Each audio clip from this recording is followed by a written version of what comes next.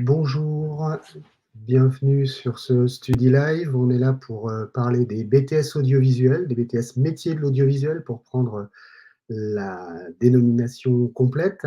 Donc je suis Ghislain Thomaset, je suis enseignant au lycée Sugère à Saint-Denis en BTS audiovisuel.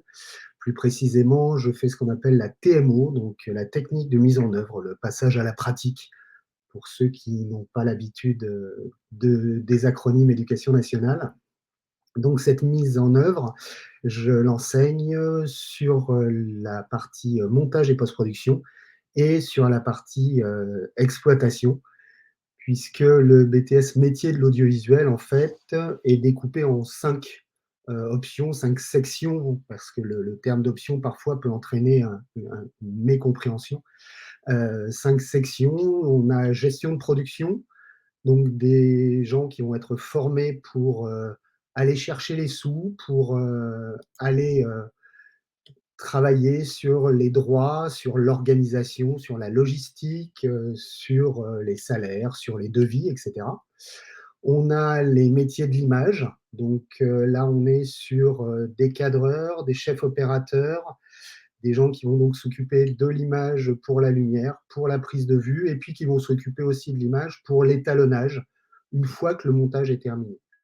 On a les métiers du son pour la prise de son, pour la sonorisation et pour la post-production, donc le montage son, le bruitage, la mise en place du mixage pour la diffusion du produit final.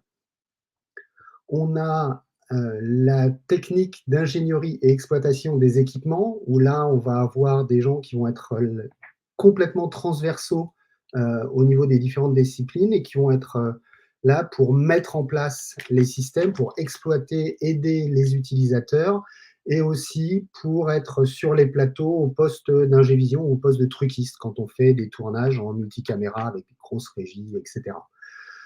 Donc ça, c'est l'avant-dernière option, l'avant-dernière section. La dernière étant montage et post-production. Donc montage et post-production, c'est la section où on va récupérer ce qui a été fait en son au tournage, ce qui a été fait en image au tournage, tout ça organisé, planifié, géré au niveau des droits, des contrats, etc., par la gestion de production. Et puis une fois qu'on a tout ça, et ben on va en faire un film. C'est l'étape finale, la dernière étape d'écriture du film, jusqu'à la livraison de ce qu'on appelle le PAD, donc l'élément prêt à diffuser. Ces 5 options, ces 5 sections, il faut bien les considérer comme étant des enseignements, pas autonomes, parce qu'il y a au niveau de certains enseignements, des rencontres et des travaux, des cours qui ont lieu ensemble. Mais la première chose à bien comprendre dans cette organisation du BTS audiovisuel, c'est qu'on ne saute pas d'une option à l'autre. Ça fait partie des fantasmes de certains. Je ne m'inscris pas dans telle option parce que j'ai l'impression qu'elle est plus facile au niveau accès. Pour pouvoir sauter dans une autre après, ça marche quasiment jamais. Donc ça, c'est la première chose, je dirais le premier mythe que je voulais déconstruire par rapport à tout ça. Alors des BTS audiovisuels, il y en a sur toute la France. Il y en a dans 2 types de formations différentes, puisque vous avez la possibilité d'avoir votre enseignement de BTS audiovisuel en présent excusez-moi, pardon. Vous avez la possibilité de faire votre BTS audiovisuel donc en 2 ans en initial, ce qu'on appelle la formation initiale. Vous allez en cours tous les jours. On a grosso modo, allez, 31 heures au référentiel de cours par semaine, pratiquement avec des exercices supplémentaires, avec le tournage qui s'organise, avec le court-métrage qu'on fait avec les copains, avec des ateliers organisés à gauche et à droite. Au lycée Sugère à Saint-Denis, par exemple, on a une collègue d'anglais qui organise des ateliers qui sont des petits tournages qui se passent sur le plateau, entièrement en anglais. Ça, c'est des éléments qui sont en plus. Donc, on a une présence sur site qui est plus proche de 35 ou 40 heures que simplement les 31 heures prévues au référentiel. Donc, c'est une formation. Donc, quand on est en formation initiale, on ne fait que le lycée. Et puis, 2 fois dans la formation, on va avoir des périodes de stage.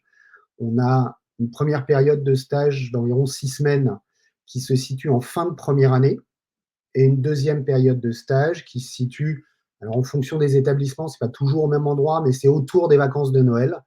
Et cette deuxième période fait aux alentours de 4 semaines. En fait, dans le référentiel, on doit avoir entre 8 et 10 semaines de stage minimum, de fait pendant les 2 ans, puisque le stage va faire l'objet d'une soutenance pour le diplôme. Donc, une soutenance devant un jury qui ne vous connaît pas, avec rédaction d'un rapport et passage à l'oral donc avec ce jury.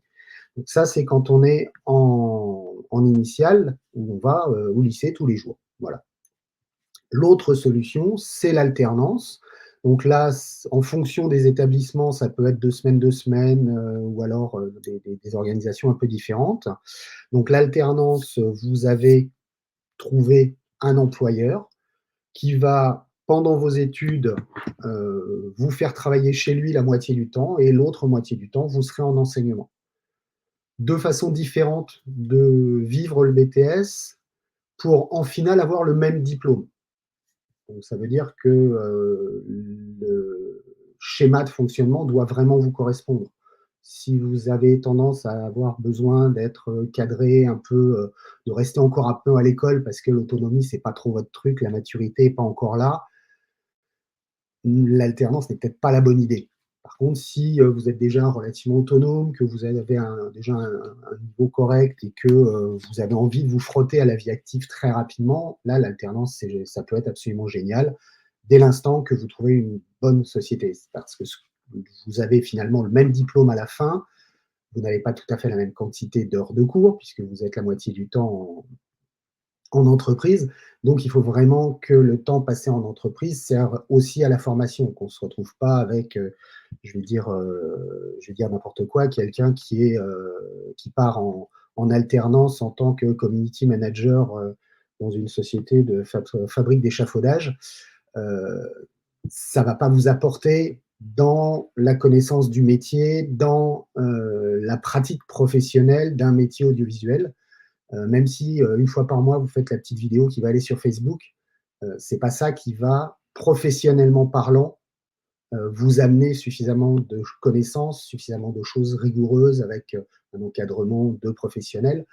Donc il faut, dans le cas du choix de l'alternance, trouver une société qui est une vraie société d'audiovisuel et pas juste foncer sur la première boîte qui veut bien vous prendre. Alors, je sais, c'est un peu toujours c'est facile à dire, c'est beaucoup plus compliqué à mettre en œuvre, mais il faut vraiment que quand on cherche une société pour de l'alternance, on prenne en compte très très fort cette contrainte, parce que c'est pas la peine de faire 2 ans d'alternance si à la fin vous n'avez pas la possibilité de vous former vraiment pendant la partie entreprise. Donc ça, c'est les deux façons qu'on va avoir de faire notre BTS. Alors, je vais continuer sur le BTS. J'ai vu qu'il y avait une question par rapport à Parcoursup. Je vais continuer à présenter le BTS et puis on parlera de Parcoursup, des spécialités et autres bacs un peu plus tard. Mais j'ai bien vu les questions, ne vous inquiétez pas. Donc, le BTS, c'est un brevet de technicien supérieur. Alors, mes étudiants l'ont déjà entendu, ça va en faire sourire certains, parce que je sais qu'il y en a qui avaient décidé de venir sur ce Study Live ce soir. Euh, Brevet de technicien supérieur, ça veut dire quoi? Ça veut dire déjà qu'on va avoir un diplôme d'État, un diplôme éducation nationale. Alors ça, c'est quelque chose auquel, je dirais, c'est plus les parents qui sont généralement sensibles à ça.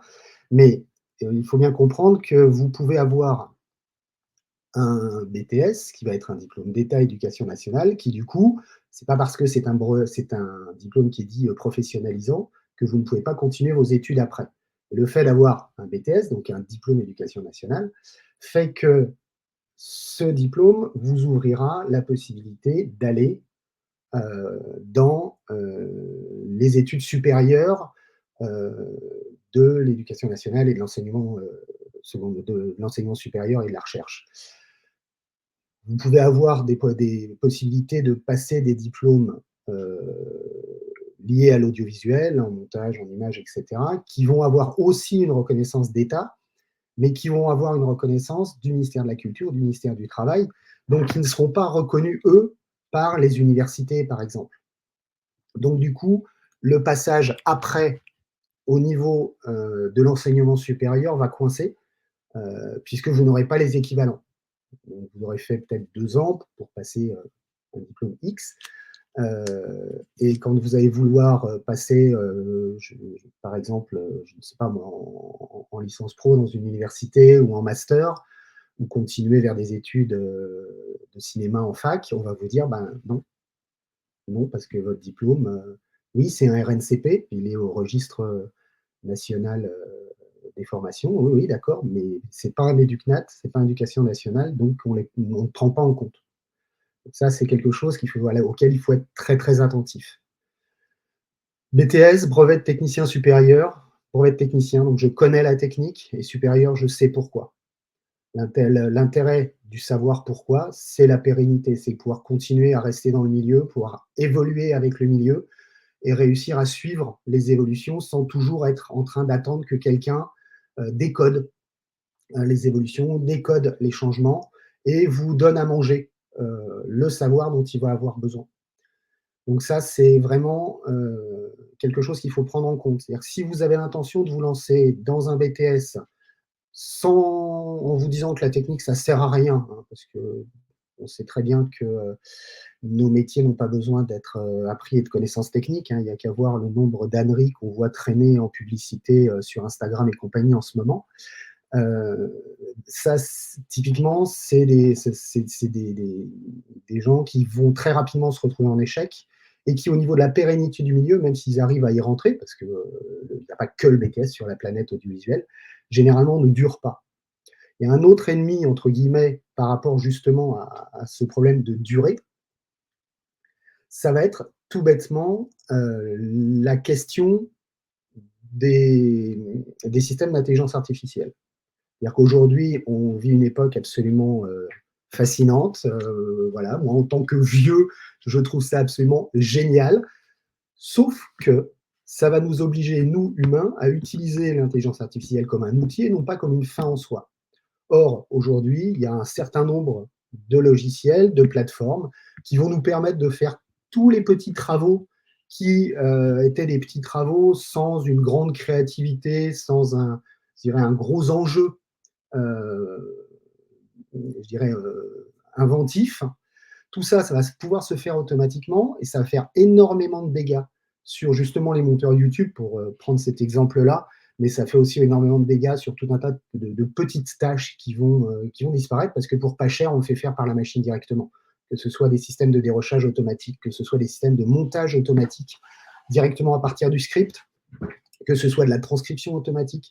Enfin voilà, il y a un certain nombre de choses comme ça qui vont faire que si il n'y a pas une bonne base technique, il n'y a pas une vraie envie de faire pas juste joujou, bah, la pérennité dans le milieu, elle ne sera pas là. Hein. Je vous en parle d'autant plus aisément que moi, par rapport à l'éducation nationale, je travaille encore à l'extérieur. Donc je vois bien ce qui est en train d'arriver et de se passer dehors. Hein. À un moment, il ne faut pas se cacher derrière son petit doigt. Si on est là pour juste passer 2 ans un peu au chaud en se disant ouais, je vais faire du cinéma, mais c'est pas la peine d'apprendre la technique, ça sert à rien.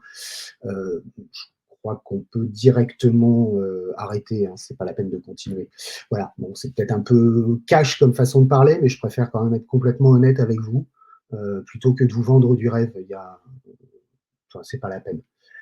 Donc, pour ce qui est du BTS et de cette partie technique, qui est quand même très forte et très importante, il faut vraiment la prendre en compte, d'autant plus que la technique, c'est la seule chose objective que vous aurez à vendre. C'est-à-dire que vous soyez en image, que vous soyez en son, que vous soyez en production, que vous soyez en montage, que vous soyez en exploitation, la relation humaine, il y a des gens avec qui vous n'allez pas vous entendre. Il y a des gens qui ne vont pas aimer la façon dont vous faites les choses, que ce soit artistiquement, que ce soit techniquement, enfin que ce soit organisationnellement parlant. Maintenant, si la technique est parfaite, on ne pourra pas vous le reprocher. Donc c'est vraiment aussi un ancrage qui est important. C'est un ancrage qui est important dans l'enseignement du BTS, mais c'est aussi un ancrage qui est important dans la vie professionnelle tout court. Donc voilà pour parler du BTS en lui-même. Donc des BTS, il y en a tout autour de la France, hein, il y en a un certain nombre. Et on doit être en BTS public, on doit être une quinzaine, sauf erreur de ma part. Je ne les ai pas tous recomptés, je plaide coupable. Il y en a dans l'est de la France, il y en a dans le nord de la France, il y a Roubaix, il y a Saint-Quentin, il y a Cannes au sud, il y a Bayonne, enfin Biarritz, pardon. Il y a Toulouse, il y a Montaigu, pardon, au Pays de Loire, il y a Rouen. Voilà, il y en a un peu partout en France. Sur Paris, région parisienne, en établissement public, vous en avez plusieurs, puisque vous avez, euh, vous avez Saint-Denis, donc le lycée Sugère, celui où j'enseigne. Vous avez Noisy-le-Grand, qui est, on va dire, à l'est de Paris. Et puis vous avez Boulogne. Et puis dans Paris, vous avez un lycée privé sous contrat qui est le lycée Saint-Sulpice. Voilà, pour parler rapidement des, euh, des lycées publics ou sous contrat sur Paris, région parisienne. Je suis en train de jeter un coup d'œil aux questions. Donc, par rapport, on va parler intégration, Parcoursup. Là, sous les yeux, vous avez tout bêtement le flyer qui correspond au lycée Sugère. On présente le lycée, on présente les différentes sections, les différentes options pour prendre le texte légal. Et puis derrière, ça c'est la définition en fait des 5 options. Vous posez pas mal de questions sur le recrutement, donc je vais directement sauter sur cette histoire de recrutement. Je reprends le haut des questions. Donc BTS audiovisuel, les spécialités et comment les intégrer et est-ce qu'il y a des prérequis? Alors, une première chose, en BTS audiovisuel, donc en BTS métier de l'audiovisuel, ça va dépendre, les prérequis vont dépendre de la section ou de l'option choisie. Vous allez avoir, par exemple, en métier du son, ou oui, en métier du son, on a généralement une exigence un peu plus importante pour tout ce qui est physique, d'accord, pour tout ce qui est matière scientifique. Parce qu'en son, le niveau en matière scientifique est un peu plus élevé que dans les autres sections. En, en, montage et en image, on va avoir tendance à avoir des origines très variées. C'est-à-dire qu'on va avoir aussi bien les littéraires que des scientifiques qui vont être pris dans Parcoursup. En TIE, c'est la même chose. Et puis en gestion de production, on va avoir un public un peu moins scientifique que dans les autres options, mais qui va être beaucoup plus tourné vers de l'administration, parce qu'il y a de la comptabilité, parce qu'il y a un travail organisationnel, il y a, etc. Donc, ce n'est pas tout à fait les mêmes options qui sont ciblées. Au niveau des bacs, on va avoir des bacs généraux, on va avoir des bacs techniques. Alors clairement, les bacs techniques qui sont pris en compte en gestion de production, on va prendre par exemple des STMG, alors que en montage en son, en TIE et en post-production, on ne va pas prendre de STMG, on va prendre des STI 2D, des STI 2A, etc. Voilà.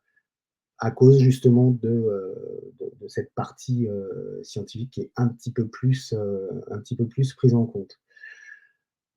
Pour ce qui est de la sélection Parcoursup, je ne peux pas me prononcer au nom de tous les lycées qui font du BTS, tous les lycées publics qui font du BTS, parce que j'ai beau discuter avec les copains, on n'a pas exactement tous la même façon de procéder, mais on est quand même globalement en train tous de venir vers la même chose, c'est-à-dire chercher des candidats qui sont plus des candidats très motivés que des candidats scolairement parfaits. Je m'explique. Dans votre Parcoursup, quand vous remplissez votre Parcoursup, vous avez toute la partie notation qui est prise en compte. À Sugère, on les prend en compte depuis la première. Donc tout ça, ça donne un calcul. Et puis, en face de ça, on a l'analyse de votre dossier. L'analyse de votre dossier, c'est tout ce que vous renseignez en plus, en essayant de mettre un maximum de choses qui permettent de vérifier que vous n'êtes pas en train de nous baratiner. Si vous pouviez éviter, par exemple, de mettre l'URL du modèle de la lettre de candidature que vous avez pompée sur internet, c'est mieux. Et puis dites-vous que si vous avez pompé, une lettre, de motivation sur internet, les copains l'ont fait aussi. Donc quand on est à lire, 60 fois la même lettre rédigée de la même façon, vous vous doutez bien que la motivation, on ne la ressent pas. Donc automatiquement, votre dossier, il commence à prendre un coup dans l'aile. Donc du coup, cette histoire de lettre de motivation est très importante. Vous pouvez mettre dessus des liens, vers ce que vous avez fait, en sachant que, la candidature Parcoursup doit rester anonyme, hein, donc mettez pas le lien avec votre nom dedans, hein, ce serait pas légal. Mais vous pouvez mettre des liens avec, ce que vous avez fait en espèce de portfolio. Pensez à expliquer pourquoi, telle ou telle option. C'est-à-dire que si vous mettez une candidature en montage, en son ou en image, il est intéressant de savoir pourquoi c'est cet élément-là, qui va vous intéresser. Donc ça, c'est une chose importante. Et puis tout ce que vous mettez est important, en sachant aussi que tout ce qu'ont mis vos profs est important. Alors je sais, là, il y en a certains qui sont en train de se dire: «Ah bah zut, on m'avait pas dit ça». En l'occurrence, nous, on lit les dossiers. Là aussi, contrairement à ce que certains racontent. On lit les dossiers, on lit les appréciations des profs et on en tient compte. Donc quand un prof de première met élève intéressé quand il est là, 3 petits points, et puis en terminale, on a une appréciation du genre, élève sympathique mais souvent absent, ou alors, absent à toutes les évaluations sans justification. Vous doutez bien que nous, ça ne nous donne pas envie de bosser avec vous. C'est-à-dire qu'il y a suffisamment peu de place, puisqu'on a des classes en fonction des lycées, publics, vous êtes entre, 8 et 15 étudiants. Chez nous, c'est 12, par section. Donc ça fait quand même relativement peu de place. Donc on n'a pas envie que les étudiants qui viennent ne viennent pas en cours. Les étudiants qui se mettent à sécher, bah, ils enchaînent plusieurs choses, hein. Souvent, quand ils sèchent, bah, ils commencent à prendre du retard par rapport à l'enseignement. Le retard pris à l'enseignement est rarement rattrapé, du coup, ils prennent du retard par rapport au diplôme et ils finissent par échouer au diplôme. Ou alors, on est obligé de sévir, et là, c'est convocation, enfin, toute la panoplie habituelle d'un milieu scolaire, parce que vous êtes quand même en lycée, hein, en BTS. Vous n'êtes pas à la fac où vous faites ce que vous voulez et puis bah, à la fin, vous dégagez. De toute façon, personne ne s'est occupé de vous, on s'en fout. En BTS, on est derrière vous. Il faut vous attendre, si vous êtes absent, avoir le petit SMS l'heure d'après, plus le coup de téléphone pour vous demander de vous justifier, plus etc. On a des conseils de classe, etc. C'est un cadre relativement rigide à mettre en place. Il ne faut pas imaginer. Donc, par rapport à la sélection Parcoursup, l'analyse de votre dossier compte beaucoup aussi. D'accord? Ça peut être jusqu'à pratiquement, enfin, assez fréquemment, c'est la moitié de la note qui correspond à l'analyse de votre dossier. C'est-à-dire votre motivation, votre profil d'élève, etc., etc. On n'est pas en train de chercher des gens qui savent tout faire, parce que vous n'avez pas besoin de nous si vous savez tout faire. Tant mieux pour vous, hein, c'est bien d'être en avance, mais ça sert enfin, par rapport à ce que nous, on peut vous offrir, ça sert à rien. Euh, Dans ces cas-là, autant aller faire une fac de cinéma et puis aller dans les écoles supérieures que je vais évoquer juste après, directement. Par contre, nous, ce qu'on veut, c'est des gens qui ont envie. Il faut quand même prendre en compte que ce sont des métiers de passion, hein, les métiers de l'audiovisuel, que 78% des gens qui travaillent dans ces métiers-là sont intermittents du spectacle. Donc ça veut dire qu'il y a des moments, le téléphone ne sonne pas, et c'est pendant 2, 3, 4 mois, le téléphone ne sonne pas. Vous commencez à vous demander comment vous allez manger le lendemain. Si vous n'êtes pas bien dans votre tête et si vous ne prenez pas du plaisir à faire ce métier-là, surtout arrêtez tout de suite parce que vous allez perdre votre âme. Donc c'est vraiment des métiers de passion, donc il est vraiment important d'avoir envie, d'être capable de s'engager, d'être capable de travailler et d'y prendre vraiment du plaisir, hein. Donc ça, c'est quelque chose de super important. Donc voilà, pour Parcoursup, il faut que vous nous prouviez que vous aviez envie de venir. Et c'est vrai qu'on va avoir tendance à préférer un élève moyen, très motivé, qui a vraiment qui a ça dans le sang, plutôt qu'un excellent élève qui derrière fait ça parce qu'il a vu la télé, qui s'est dit tiens, la télé est allumée, ça peut être une idée. Je parle de la télé, mais bon, c'est vraiment l'audiovisuel dans son ensemble, hein, d'autant plus que maintenant, jusqu'au cinéma, les moyens techniques étant les mêmes, enfin étant très très proches, en montage, ce sont les mêmes. Euh, voilà, c'est pas. La dichotomie qui existait autrefois est en train de disparaître au niveau technique de plus en plus. C'est plus une dichotomie de gens et de rencontres qu'une dichotomie technique pure. Donc voilà. Je descends dans les questions. Donc les attendus pour entrer sur Parcoursup, je vous les ai donnés. Les spécialités à privilégier en audiovisuel, métier de l'image, maths, physique, oui. Si vous êtes en enseignement général et que vous êtes bon, parce que bah, automatiquement, quelqu'un qui va avoir un petit 10 a quand même peu de chances d'apparaître dans les classements. Pour les métiers du son, quelle est la différence de débouché entre l'entrée dans le métier directement par le BTS et celle après une école supérieure, féminisme, lumière, etc.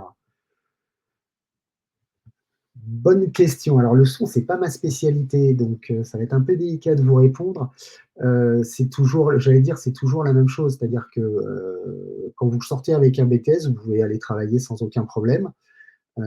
Après, le réseau, enfin, j'ai des étudiants qui sont en son, qui travaillent chez Radio France, qui travaillent sur du long métrage, etc., quoi. Après, c'est vous, votre envie, votre puissance. Maintenant, à la sortie du BTS, il y a des gens qui sont suffisamment autonomes et suffisamment armés pour, dans la vie professionnelle, y aller et ça se passe très très bien. Et puis il y a des gens qui se sentent encore un peu légers, qui préfèrent approfondir les choses ou qui tout bêtement veulent aller plus loin dans leur connaissance du cinéma, du son, de l'écriture, etc. Et c'est très bien de faire des écoles comme la FEMIS, comme le Lumière, comme l'ENSAS, etc. Après, le niveau de responsabilité qu'on vous donnera au tout début, normalement, est supérieur quand vous sortez de ces grandes écoles-là. Mais à l'heure actuelle, le BTS audiovisuel, c'est vraiment le diplôme pour les médias de l'audiovisuel qui est réclamé un peu partout. Je vois en montage, il y a certaines sociétés, certains grands groupes où sans BTS audiovisuel, tu ne rentres pas au planning quand tu es junior, voire un peu plus. Il faut vraiment avoir bien commencé sa carrière, être capable de prouver plein de choses avant de pouvoir rentrer au planning. Donc voilà, j'espère que j'ai répondu à la question. D'autant plus que le passage du concours à la sortie du BTS pour les grandes écoles, type FEMIS, Lumière, etc., se fait.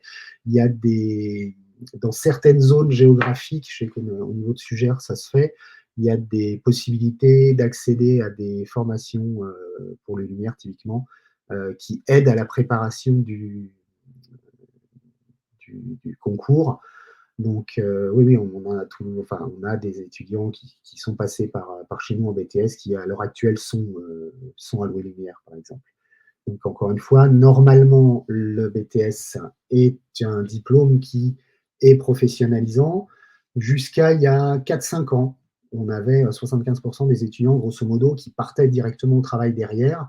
Maintenant, dans mes classes, c'est variable. En technique d'ingénierie et exploitation des équipements, on a un 75% qui va travailler et qui trouve assez facilement du travail, à partir du moment où ils acceptent de bosser et de faire les heures qui vont avec, hein, parce que c'est aussi des métiers où quand vous travaillez par exemple sur des cars régies, quand tu pars faire les 24 heures du Mans et puis après faire un match de foot à Marseille et puis tu remontes avec le car pour faire un match de rugby à Toulouse et puis après tu repars sur le Tour de France, tu n'es pas à la maison pendant ce temps-là. Donc faut aussi accepter des conditions de travail, mais quand c'est de la passion, de toute façon, c'est pas moi qui vais dire le contraire, quoi. J'ai 30 ans de métier et j'y suis toujours. C'est que ça se fait et qu'on y prend beaucoup de plaisir, quoi, malgré toutes les petites contraintes qui traînent à droite, à gauche. J'ai une question de Mathieu. Trouver l'alternance dans le domaine de l'audiovisuel dépend beaucoup de l'emplacement de l'établissement ou pas? Ben, j'aurais tendance à répondre ou pas. C'est clair qu'il est plus simple d'avoir une société dans laquelle tu vas être en alternance qui soit à côté de l'école, parce qu'au niveau logistique, et vite tous les jours, c'est plus pratique. Maintenant, il y a moi je connais des étudiants qui sont en alternance en province. et qui ont leur entreprise sur Paris, région parisienne. Et puis en province aussi, il y a du travail en audiovisuel, hein. Jusqu'à présent, il y avait beaucoup, enfin, c'était très concentré sur la région parisienne. Depuis quelques années, on a un éclatement qui est en train de se passer. Il y a des studios qui sont en train de se monter, je parle pour les tournages, dans plusieurs régions.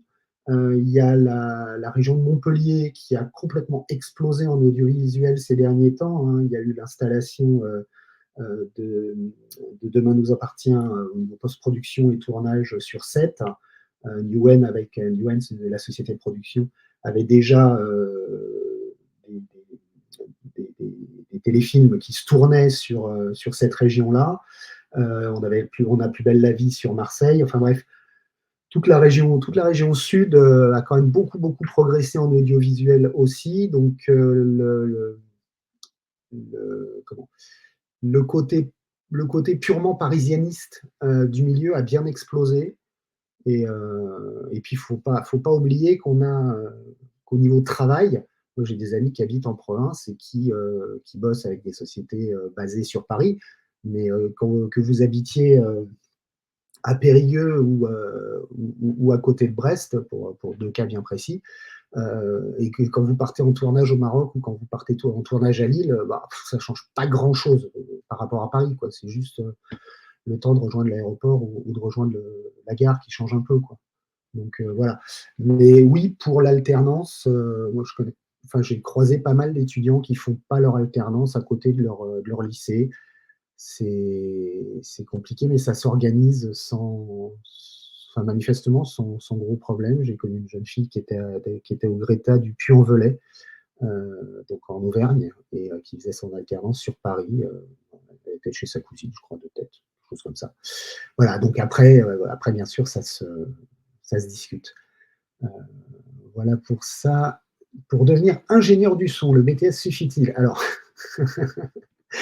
déjà une première chose, ingénieur du son, c'est un abus de langage, puisque l'ingénieur du son, pour 90% du temps, n'a jamais été ingénieur. Il n'a pas fait spécialement d'école d'ingénieur. Vous avez des écoles d'ingénieurs qui forment à de l'électronique pour le son. On peut parler de l'NCA, par exemple, qui est à Pontoise. L'INA a une formation en plus 5, sauf erreur de ma part. Il y a un certain nombre de choses. Mais pour être ingénieur du son, un BTS suffit. Après, il faut que tu fasses tes preuves, que tu fasses tes stages, que tu commences à te vendre sur que ce soit des concerts, des festivals, etc. Enfin bon, il y a beaucoup de choses. Le temps est passé très vite. Les options, j'en ai parlé tout à l'heure. Les formations audiovisuelles qui sont dispensées en anglais, j'en connais pas. Les formations s'adaptent par rapport à l'IA, j'en ai parlé tout à l'heure. Sélectionnez-vous les candidats pour le BTS section montage. Oui. Bah oui, puisque je suis enseignant en montage, donc oui, j'ai en effet. Là, il sera disponible en replay. Si on hésite entre deux options, on peut, oui, si c'est deux options qui sont logiques l'une avec l'autre, vous pouvez postuler, il n'y a aucun problème. Mais refaites votre candidature option par option. Faites pas une lettre pour les deux, parce que là, on va se dire, bon, ok, il ne sait pas ce qu'il veut. Il y en a d'autres qui savent largement ce qu'ils veulent, ça leur suffit. Je pense que là, on arrive à son terme. Je vais vous laisser, vous souhaiter bon courage. Au revoir à tous. J'ai un peu débordé, pardon.